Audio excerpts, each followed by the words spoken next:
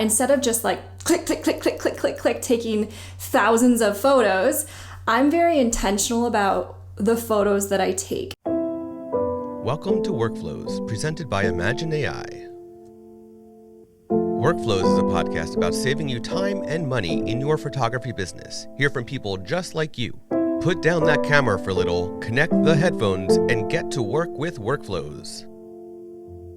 Allie Siarto is an award-winning photographer with a focus on visual brand storytelling. She runs the Photo Field Notes podcast, sharing photo, business, and marketing advice for photographers. Allie's background is in advertising and public relations. She teaches as an adjunct instructor and co-leads a study abroad program in Rome through Michigan State University's Advertising and PR department. Allie's photography work has been published in Pop Sugar, Country Living, Apartment Therapy, House, The Knot, and so many other incredible publications. Outside of photography, Allie spends as much time as possible exploring Lake Michigan by sailboat with her family and helping to run her local arts commission to bring art into public spaces. And without further ado, let's get right to my conversation with Allie. Hello, Allie.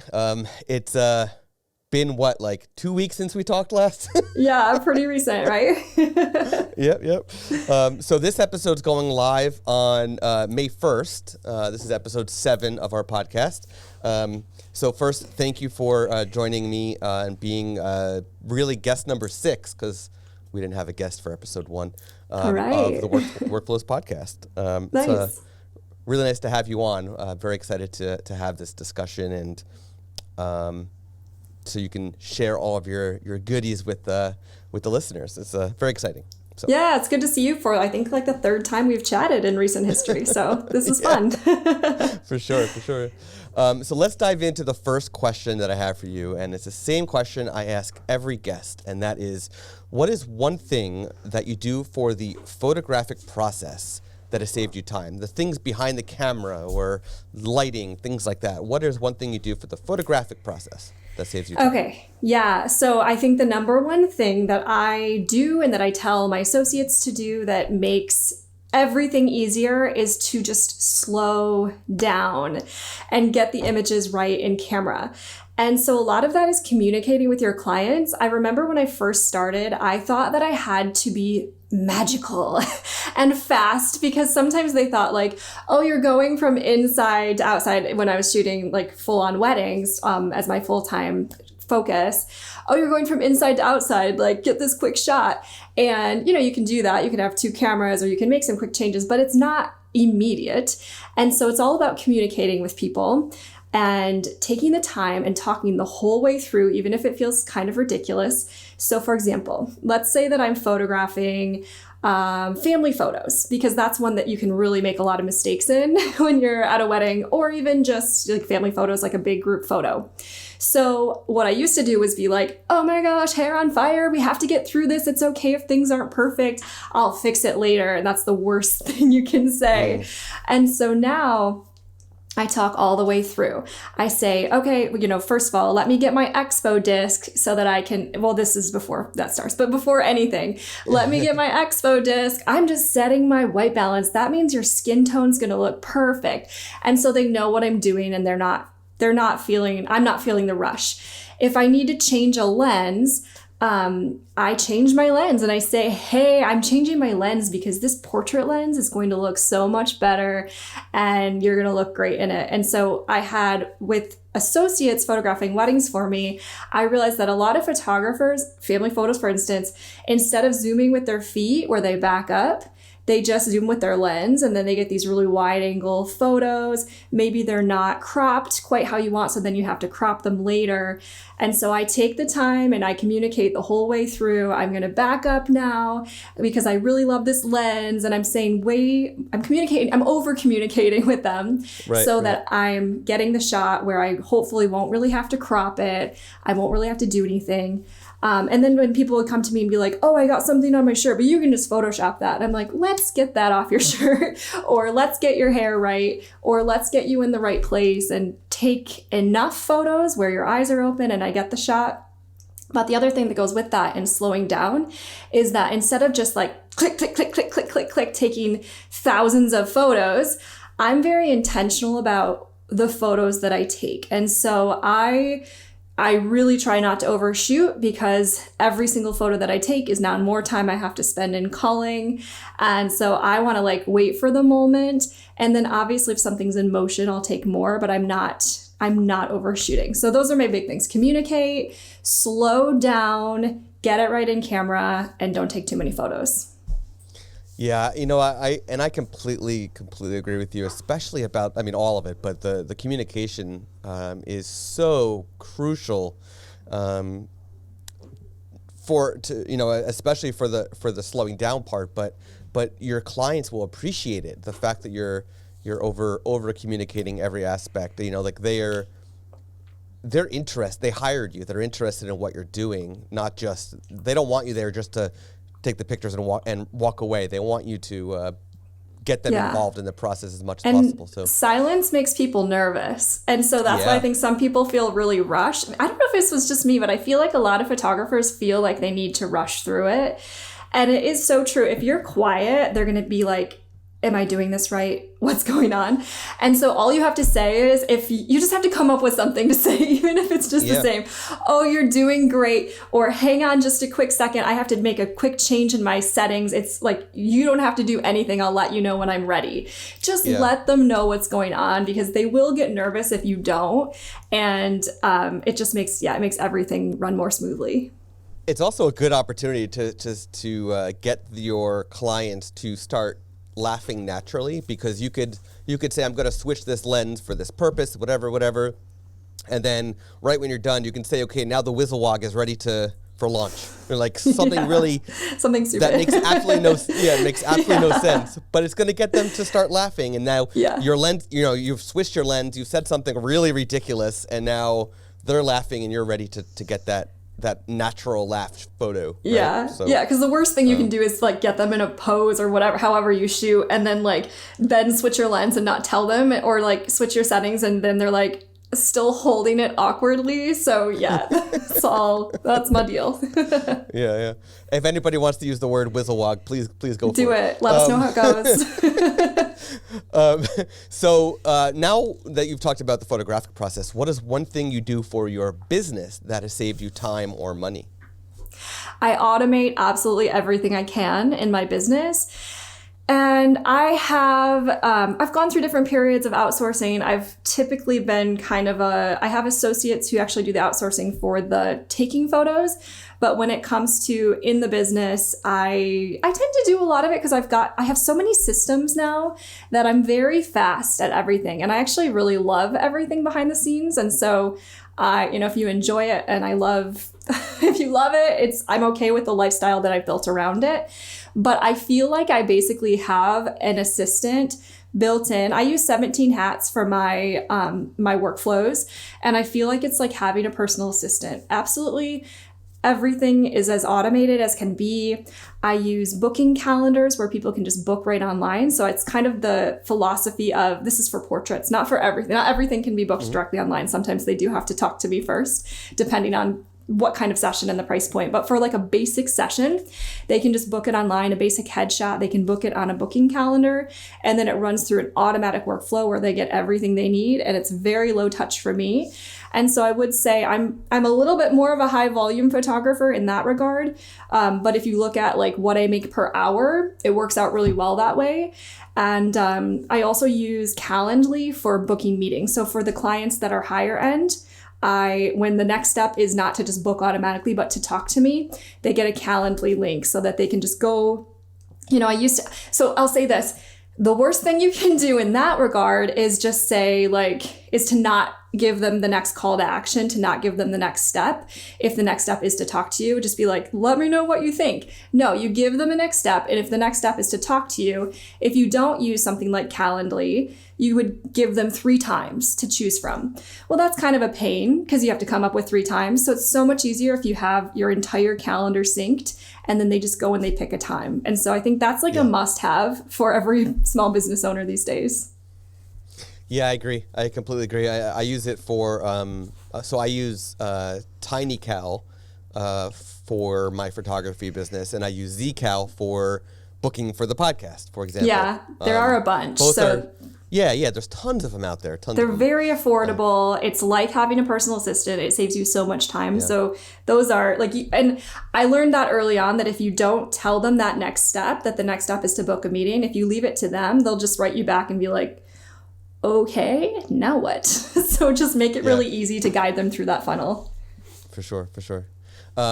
Great. So what is now one thing you do for the editing process that has saved you time? And I'm asking this because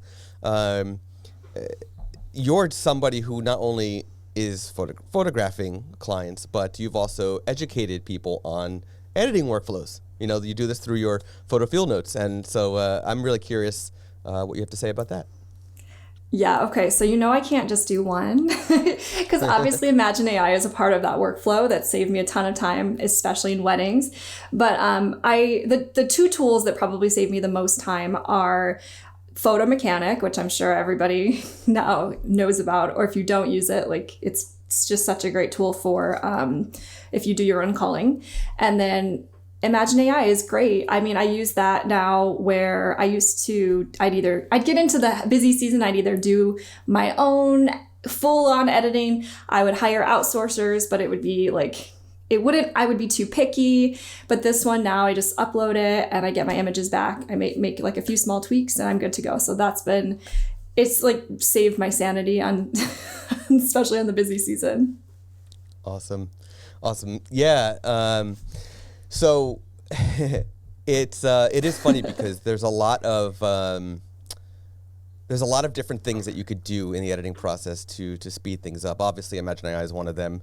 I have seen a lot of people talking about Photo Mechanic. I've never used Photo Mechanic, even though it's existed for so long.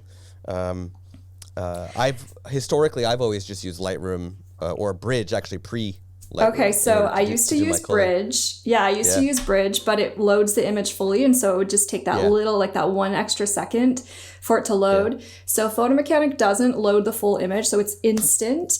And if you're going through a ton of images, that saves you a ton of time. Like it's not the most crisp, perfectly clear image. So occasionally you might not be able to tell if it's a perfectly clear image looking at it in that format.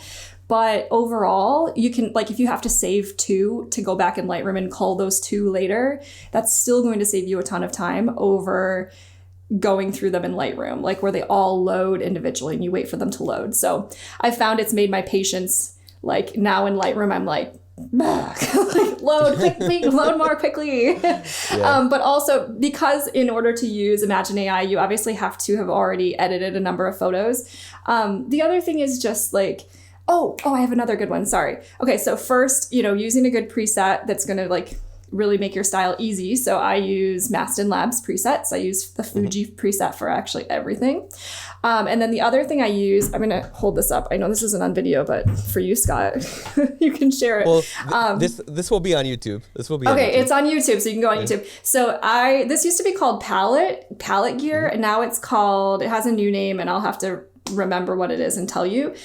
So if you are listening to this, you can't see it. It's a series of knobs that plugs into your computer, and you can associate the knobs with different Lightroom, or really any program, with different settings on Lightroom, for example. And so what I do, it also saves ergonomically, it saves my wrist. So when I'm making little tweaks, I only use mainly these 3 different turny knobs. Kind of looks like I'm like a DJ, like doing my thing. Yep.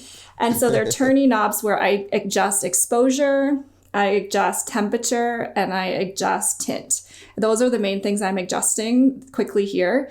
And you can set how sensitive it is. And then I have buttons that I can click. And honestly, you could use keyboard shortcuts, but it's just fun to have a big button where I'll do like lens correction or something like that. So you can set it to anything. Those are the 3 things that I use the most. And so this tool has saved me a bazillion hours in my life. And I used to like manually drag all of those things. And I know, again, there are shortcuts and you can do it how you want. And you should at the very least be setting up keyboard shortcuts for that. I just love the manual feel of like twisting the knob, and it makes the exposure go up. So for me, it makes editing more fun. It's more ergonomic, and it's way faster. Yeah. We've so in episode, I think it was episode 3, Sam Hurd shared that he uses like a little MIDI controller to do the same thing. There's other ways. There's Loop Deck. There's TourBox. There's so many different hardware devices that are designed or even just can be used for that purpose. I definitely agree. I use the Loop Deck myself. And you can just use smaller, but yeah. Yeah, and you could, it just makes it fun. You could truly just use keyboard shortcuts, but like use something because it's going to be a lot faster. Even so, I've got this Logitech mouse that has 1, 2, 3, 4, 5, 6, 7, 8 buttons that I can program on this mouse without moving my hand to be shortcuts. To be shortcuts to do whatever I want in Lightroom. I don't use that for Lightroom, but I could. But when you can program it to your own desire, like we each have our own workflow. And so whatever you're using the most, if you can program something to make that a shortcut, please do it. Yeah. So on this note, a little bit of a call to action for everybody listening. Go into the imagen-ai community. Share if you are using a piece of hardware to speed up your editing workflow or your culling workflow for that matter. Share what you're using with the imagen-ai community so others can learn from you. So, okay. All right. So my next question for you is, what is one thing you do after a session that has increased your business? Asking for reviews every time. So whenever I deliver photos, I ask for reviews. I just kind of put it in a little PS and I word it in a specific way where I say, if you felt your experience was worthy of 5 stars, I would love a review. A review goes a long way or something like that. And I link to the specific places. So it's one click for them to leave those reviews. But I also say, if you have feedback for me, I would love to hear it. And what that does is, hypothetically, if they were going to leave a bad review for me, instead of leaving a bad review, they would just reply. So I'm asking for that feedback because a lot of times if customers are unhappy for some reason, they want to express it. And so if the business owner is willing to listen and make changes and hear you, people usually, I don't think, want to be malicious or leave bad reviews. They just want their problem solved. And so people are very willing when you make it easy for them to, click the review, leave a nice review. And so when I do that, they're 5-star reviews. So I get a lot of great reviews that way. In that same email, when I deliver the images, I give them options for how they can credit me, and also in their print release, how they can credit me. And I do say, you've purchased these images, you do not have to credit me, but it goes a long way for me as a small business. And so I say, if you want to, here are the places that you can credit me: on Instagram, on Facebook. And so again, it's just quick and easy. And then that tends to make them credit me more often. And then it's fun to see the images, see the reactions, and people are finding out who's taking their images. Right. In my post-session workflow automation, I have a similar email to you. I have another one that goes out like a week later that talks more about like referrals. Like basically the whole referral package, where if you refer somebody, you're getting X credit for your next session, like that kind of thing. So that kind of ties into your crediting, email, right? So just make it cool. obvious. One other thing that I've started to do, because this I think is maybe worth pointing out, because for a long time I was afraid to do this, and sometimes I admit I still don't, is asking, this is specifically when I'm in the studio doing branding photography, I'll ask people if they seem like they'll be into it, can I set up my camera on the ledge and just put it in super speed motion to get some behind the scenes footage? And then I have some really fun footage that shows me at work, and I can put together like an Instagram reel, splicing that with real behind the scenes with some of the images. And so it goes a long way for marketing. So in all these cases, it's like not being afraid to ask, because for a long time I was afraid to ask for all of these things. And I think you'll be surprised that your clients are very willing to do all of these things. And the worst thing that can happen is they say, no, thanks. Yeah. In fact, so behind the scenes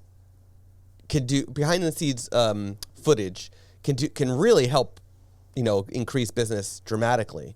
And if you do get approval from your clients to film behind the scenes, it might actually be worth, if you want, instead of just setting it up on a ledge, on a tripod, whatever, is actually hiring an assistant just to film that for your session, because you get 1 or 2 sessions from that behind the scenes footage. You've paid for your assistant multiple times, right? So something for people to consider if they, are in a position where they can hire. It might be worth considering doing that. Yeah, and for my other sessions, I do a lot of senior college grads, which is sort of its own little niche in my area because I live by Michigan State University. And so a lot of times I'll have them bring a helper anyway, if they have their dog or they have their clothes or whatever. It's just really nice to have a helper. And so I think this spring I'm going to start asking them to take my camera and take my phone and just take some behind the scenes footage. It's a nice idea. It's free too.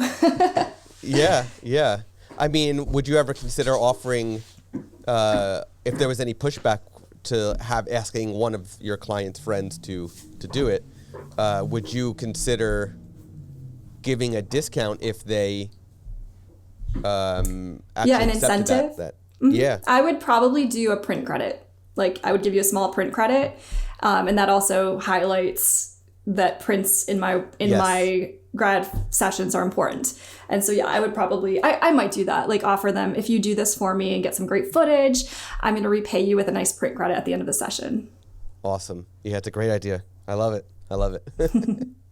Okay, so now is the point of the episode where I am going to ask you to look down at your business from a 30,000-foot view and share an outline breakdown of your workflow from lead to delivery. Okay.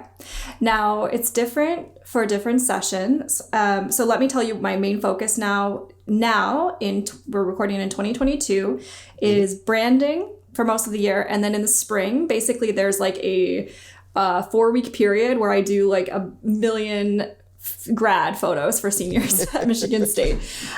So I'll look at the grad photos because I think that probably relates to a lot of photographers who are doing like any kind of photo session. So to start this, let me say I don't do in-person sales, but I do sell a lot of prints through my process. And I am a little bit higher volume to a point where I feel like I'm serving my clients really well, but I'm also able to make a good hourly rate. So that's the intro. So the first thing that I do that I really just started doing in the last year that's been excellent for my lifestyle is I set up a booking calendar. And so I used to make them fill out the contact form, go back and forth, compare dates, find a date, book, send a contract. It's very hands-on. And then I realized in the process of like booking a massage or booking, like a workout class, like people love that, the ease of just going, seeing availability, clicking on it, and you're good.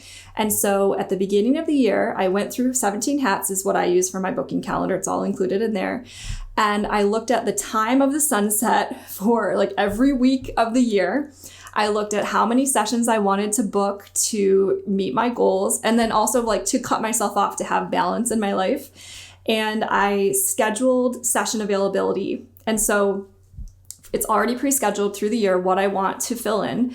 And they can so it's set based on the sunset, and then I stack them. So like the full length, it's either 60 or 90 minutes. They get to generally choose their location. It's a little bit more hands-on. And then I do add some, I call them mini sessions. They're actually 30 minutes, so they're not that mini, but they're mini compared to my normal. They don't get to choose their location. So it's just right before the longer session. So it's kind of like a quick, easy add-on where I can make it, that's $400. I can make an extra $400. I'm already there. It's quick and easy. So those are all pre-scheduled. So they go on, they book it. They automatically get a contract. They automatically get the details. To add on to that, because in the spring I do so many Michigan State seniors, I actually say in the booking calendar that I'm only shooting on campus for like 4 weeks. So that makes that easy. In the rest of the year, what I was doing with families, I'm not doing as much with that. Like I'm still serving some existing clients, but I'm not really photographing families anymore. I did have a location guide that would automatically go out where they could choose their location based on my recommendations and sample images. But basically, they get the contract, they sign it. The one step I do have to take is I have to sign it, and then it automatically sends them a prep guide. So I've put together these prep guides that tell them how to walk through their home and take pictures of their walls to send to me, to figure out based on like where they want art in their home, what kind of style they have, what kind of clothes they should wear, what location they should have. It shows them how to style photos into their home. It gives them inspiration. It shows them products. I show them hair and makeup recommendations, like my favorite people. It's all there for them. I also use Style and Select, like as much as I can automate to make it very full service and very helpful, but it's all done automatically.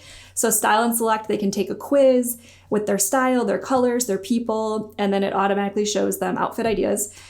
So they're pretty much like all doing this on their own. They can email me if they have questions, but for the most part, it's like fully automated.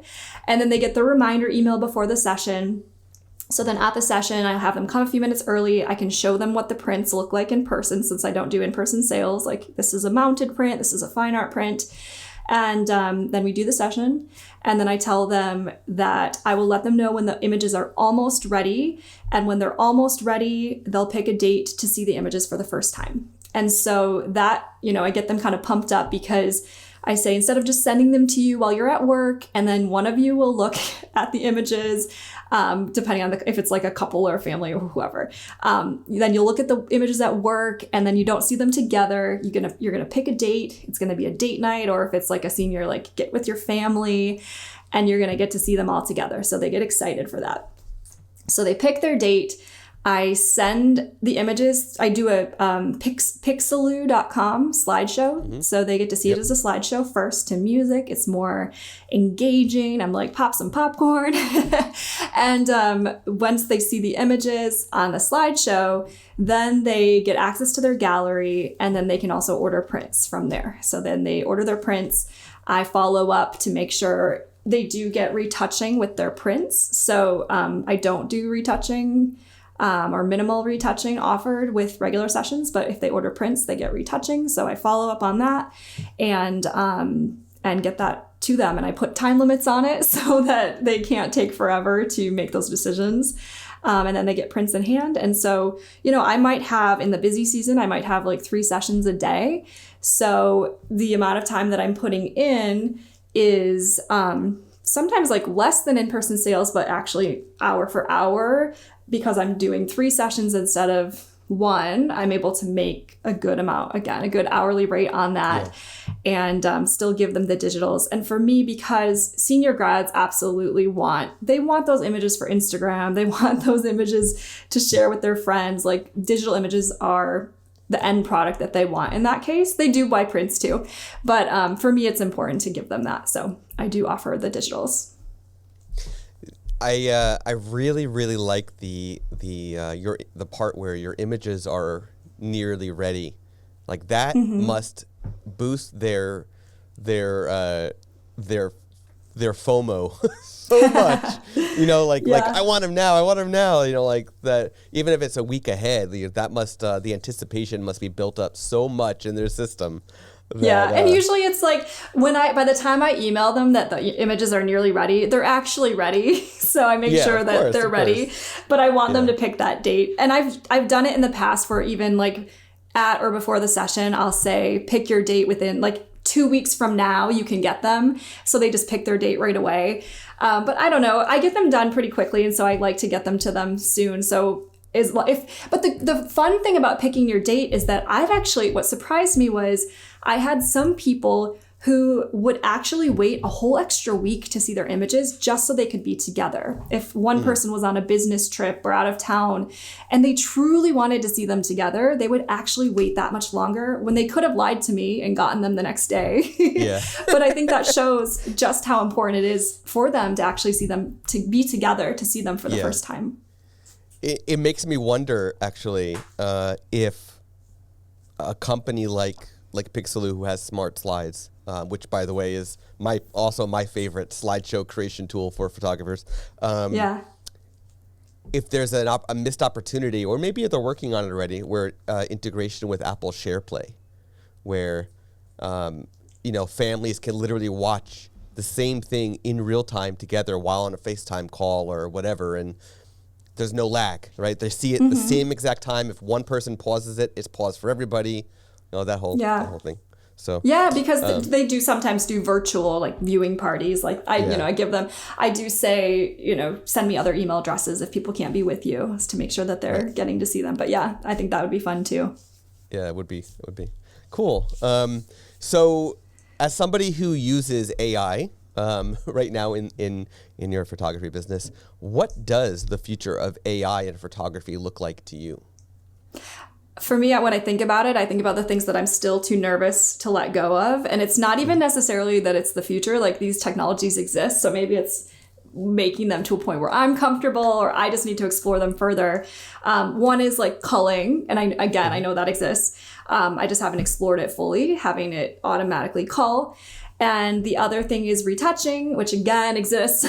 But those are the two things that I'm still doing manually. And I'm looking into some technologies that are making that easier, but it's that fully like being able to let go and know that when you get it back, you might only have to make small tweaks, or you're going to be confident with what you get. So that's when I feel like AI has really made it for me, is when I'm like, yeah, I'm going to use it and I'm not going to worry about it.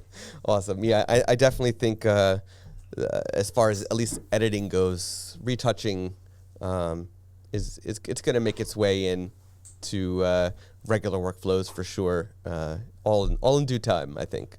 Yeah, it's coming. There are some that I'm again looking at that look like they have potential. Yeah. Awesome. So, as a user of imagen-ai, I have to ask, how did imagen-ai impact your life? Okay, so it found me last fall when I was in the midst of probably the busiest fall of my life, because here in Michigan, we have fall colors and everybody wants their holiday cards. And that is the time when everybody does their photos. I was still doing quite a few weddings because we were filling in gaps left over from the year before when the pandemic made a lot of weddings postpone. And so I was kind of in this desperate situation, also having associates. Like, I think I had like 7 or 8 weddings to edit in a month, plus 35 sessions. And so I had found an editor who was charging, I don't know, like 33 or 35 cents an image. And I think I still had a hard time letting go with an editor. And then somebody in a local Facebook group was like, hey, check this out, and showed a before and after. And I think that was what was so impactful, was that everybody was like, that looks good. So they were showing imagen-ai's edits. And it was just so easy to get started because, you had like no risk. You could try it for free.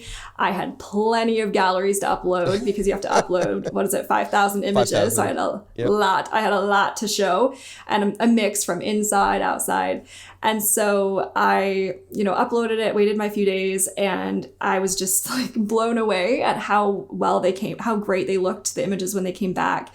That I was able to, and I always tell people, like, outsource before you need it, like hire an editor before you get into the busy season, because it's too hard to get someone and have them match your style when you're already in the heart of it. Well, in this case, it was so easy. I was straight up in the heart of the busy season and getting my style matched was really easy because it was based on my stuff. So I didn't have to like train someone over time. It does take, what does it take? It took like 3 days to get the profile back, but I didn't have to train someone and go back and forth. It just really looked great from the get-go.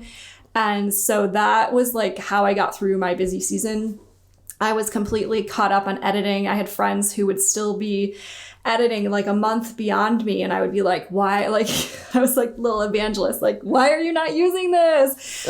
Because I was just done so much faster than them. And so it's really fun to go back and see, because I would kind of like dread getting images back from a human editor. And I mean, maybe this is terrible to say, but like, I felt like I had to go back and make quite a few little tweaks. I couldn't let go. And with this one, truly, like, I'll have to make like little tiny tweaks here and there just for specifics, but truly for the most part, I'm like, good, looks good. And then like the images that because I will edit a preview. And so I might have like 50 or 100 images that I'll just, do I do that? Yeah, because a couple images that I'll do as a preview just ahead of time. And sometimes I'll look at my edits and then I'll look at the imagen-ai edits and I'm like, oh, I like theirs it's better. So I'll like sync it to mine.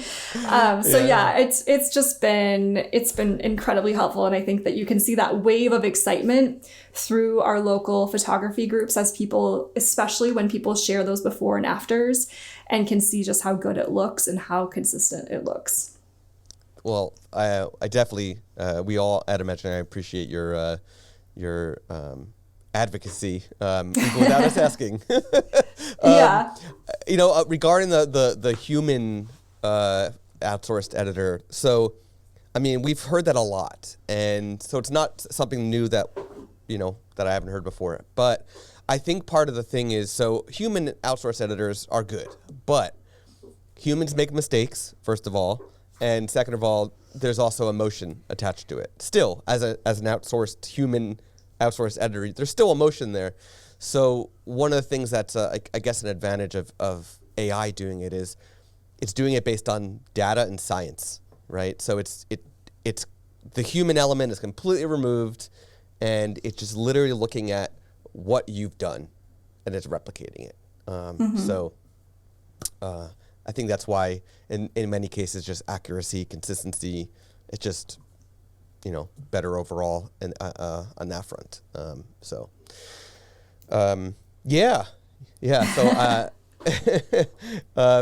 so we're at the end here. I'm wondering where can listeners learn more about you? Where can they connect with you? And of course, see your incredible photography. I'm in two main places. One is photofieldnotes.com or at photofieldnotes. That's the podcast for photographers. I do have a shop there where I sell those workflows and like templates for those guides that automate everything, like every email I write to make it really easy. And then my actual business is alliesiarto.com. So it's ALLIESIARTO.com, at Allie Siarto. And that's where you can see now, if you go to it today, you'll see highlighted mostly the branding work, because that's what I'm doing now, with those 4 weeks of seniors in there. So those are the two main places where I'm hanging out. Awesome.